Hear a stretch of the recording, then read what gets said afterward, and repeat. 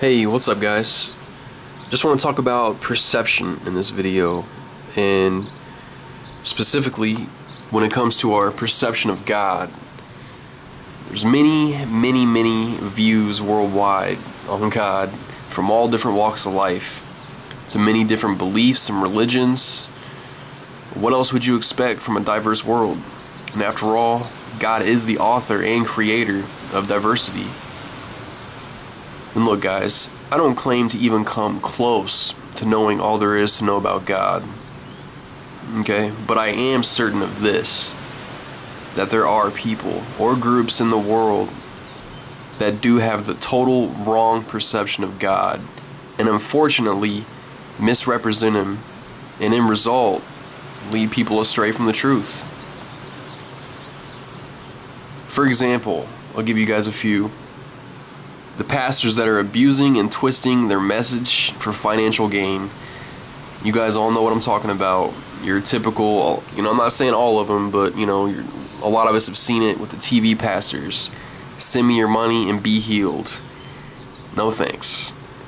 The Westboro Baptist Group is another example. I'm sure a lot of you guys have heard of those guys, the ones that protest and they have the signs that say God hates fags, which is so clear and common sense that their motives are driven by hate and not love. And the young kids that are involved in groups like that are totally being brainwashed. Just really sad. Or you even hear a lot about children being molested in like the Catholic Church by priests, like the young boys, which is just beyond sick and evil. And even just another example, like a smaller example that most people, or that a lot of people can maybe really relate to from experiences, even just in the local church. People that are claiming to be Christians, but do the complete opposite of walk in love and kindness. True colors reveal something, shady and selfish over time. So all of these people, religious folk, are supposed to be living for God, right? Examples of truth, shining lights, when really it's darkness, it's lies, it's wrong. And there's so much mess in the world, religion and church, that it has in some way, shape, or form, we've all been a witness to that, or maybe even affected by that. And what does that do? Well, it hurts, it angers, it confuses, and rightfully so. Because something is clearly not right there, and we can feel it. We know it. So the easy, or even the natural thing to do is to reject it, to shut it down, to block it off. Like, I don't want any part of that. I don't want to, I don't want any part of God if that's how it is. Forget that. And hey, truth be told, I don't blame you. It's pretty ugly out there.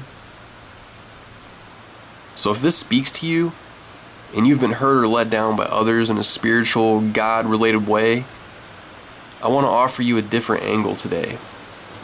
From my experience, God has been loving, forgiving, helping, guiding, nothing short of amazing. And when it comes to the foundation of our experience with God, it's based on a personal relationship with Him. And although it can be very challenging, we can't let other people or situations get in the way and rob us of that personal connection to God. We all have a God-given right to know Him. That was the plan. That's why He created us, so that we could know Him and have fellowship with Him and grow and understand and in His greatness.